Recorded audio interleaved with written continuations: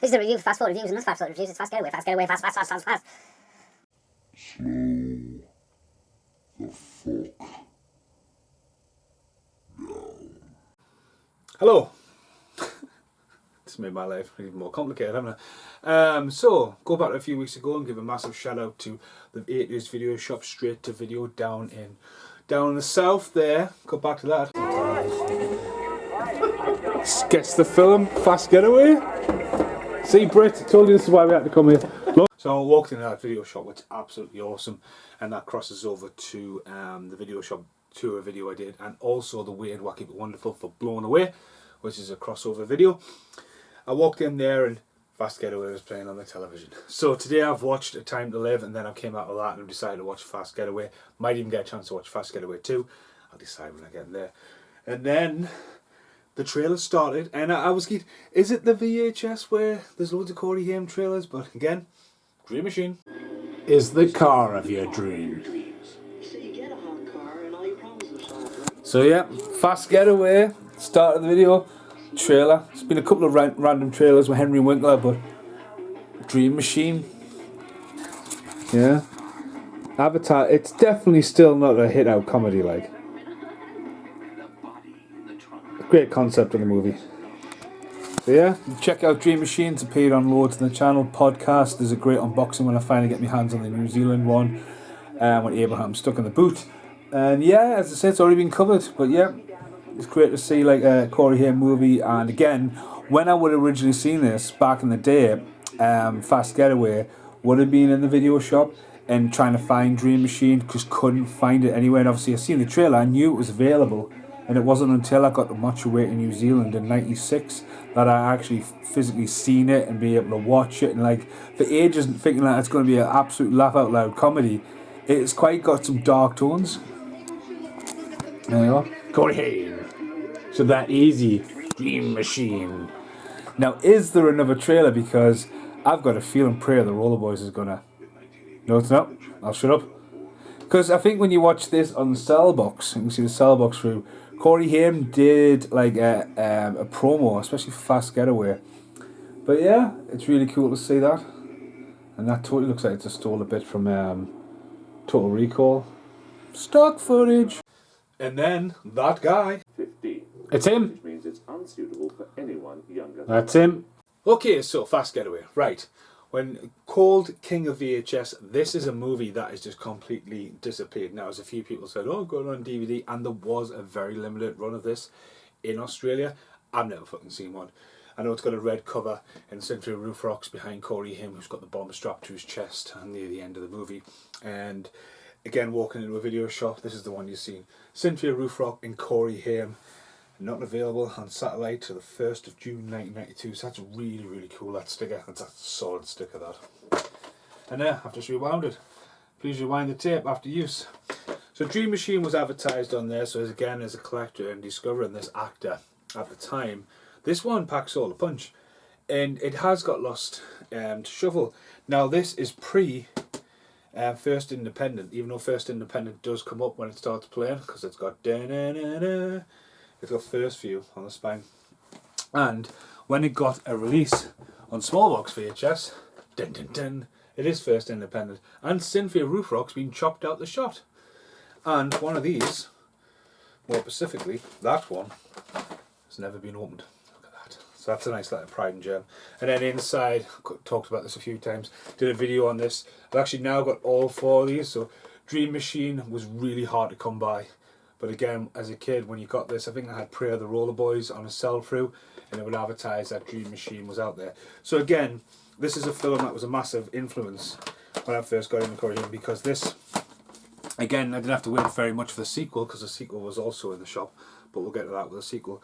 And you put this on, and I tell you what, like, he chose well with this script. I just think it just underperformed a little bit. All filmed in Utah. And Corey Haim and his dad are pretty much robbing banks. And it's a story that you wouldn't get away with now, because, again, they don't have to deal with CCTV. They don't have to deal with any kind of closed-circuit communication, mobile phones on around. And they just basically go in and play the hostage and victim game and rob the bank and do a runner. And they work their way all around the Utah and Salt Lake City and Nelson, the kid, played by Corey Haim, is the smart one. And he's also teamed up with Cynthia Rothrock and another accomplice. And him and his dad fall out with the accomplice and Cynthia Rothrock, and they go their separate ways, and they end up near Salt Lake City. And basically there's a twist and a turn, and they actually bump into Nelson, who Corey Haim's playing his mum, and she gets involved. And you know, it's about robbing a few banks, but it's about a coming of age. I mean, Haim is literally, you know, this film starts off and he's just strutting down the street with some music on the go. There's a bit where he's dressed up as a woman that I really think foreshadows his, you know, he's not afraid to dress up as a girl.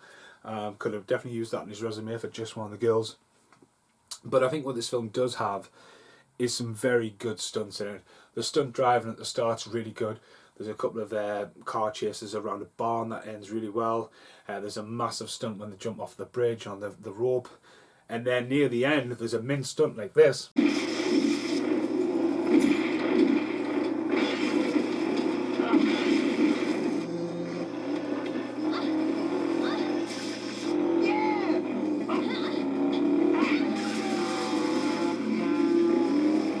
I always loved that at the start of the movie. But again, this is quite, again, there's a lot of character, there's a lot of, you know, again, this film is tailor-made for him at this time.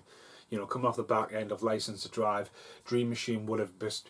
Dream Machine was out, I think, at this point. Pray the Roller Boys hadn't hit yet. It's always a bit different on IMDb to anything you read of when the three films were made. But again, after this is where choices like Double O Kid happened, when he should have went more over a night and showed his acting chops. As then coming off the back end of watching A Time to Live this morning, Haim should have done some more dramatic stuff. But again, at this time, it's his height of his career, and this was a great choice. It just wasn't really, I don't think it was released in the pictures. I think the first ever movie by first independent release in the pictures was Prayer of the Roll Boys. So he was peaking at this action thing. And who knows where he would have been now if he was still alive. We've talked about this when we got to Crank 2 and all this, and like films that Haim could have been in. But again, at the time, Cynthia Rothrock was huge. Going into that era as well, she was in a lot of movies, and this one just hits home. It's got some funny bits in there. It's a film now, I think if it came out, it would have been a 12. You know, there's no F-bombs, there's a lot of shit bombs.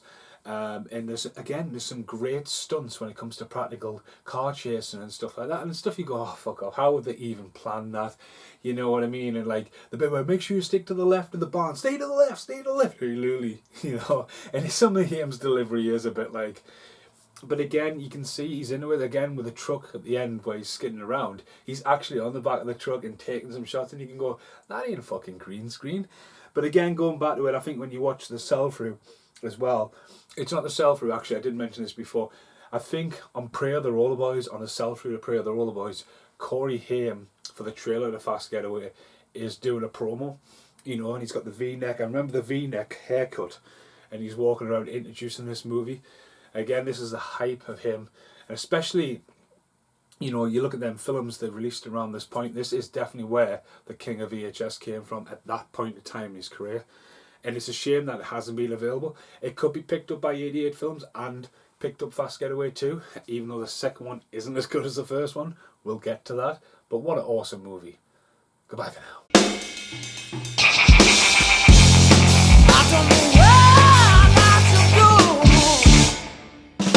Hello, season outtake for there's the four together. Now, I actually struggled for a long time to get them.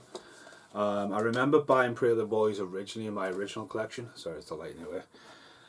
In Virgin Megastore in Eldon Square, so I always remember that. And that'll have trailers for all. Well, they'll have Fast Getaway, and I think they'll have Dream Machine on. That's still got the H&V shop sticker on, which is awesome. And then Dream Machine, Dream a Little Dream, and then Fast Getaway yet again. But yeah, I did a little video on them if you're a fan of them as well. The big boxes and stuff like that. And I've actually got Fast Getaway on with there. Dun dun dun. It's the American one, so it's been sun bleached to hell because it's red. And there you go. On the alternative cover of Fast Getaway as well. I've done a few videos about Fast Getaway too. It's got some really weird alternative covers.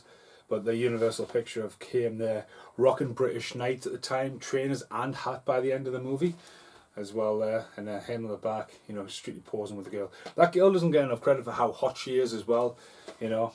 As I say, there's some Got action kicks and stuff like that. Columbia TriStar home video in America as well. But again, you don't often see them online, and when you do, they're ridiculous. I think 1 and 2 at the moment on there for like 200 quid, and you're like, what? But yeah, never got the Laserdisc, and I need the DVD. So the only way to buy that is on VHS. That's the only way you can watch it. That's how I've just watched it. And I tell you what, looks a bit grainy from time to time, but again, the VHS, what do you expect? Goodbye for now.